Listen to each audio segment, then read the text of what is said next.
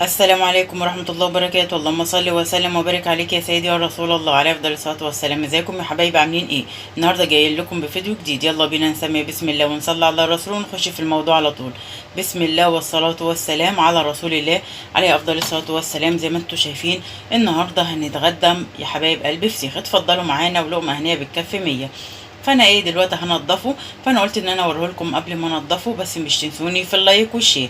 يلا بينا دلوقتي انا هاخده على الحوض، هحط حاجه في الحوض بس علشان لما انضفه السفه او القشور بتاعته مش تكتملي الحوض.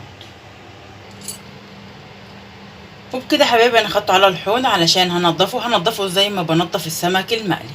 يلا بينا هنضفه وهرجع لكم علشان نشوف شكله النهائي عامل ازاي.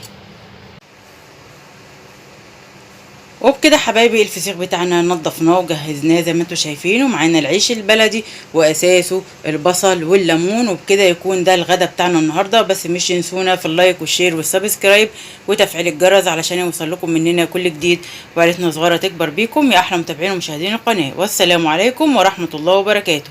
لايك وشير وسبسكرايب.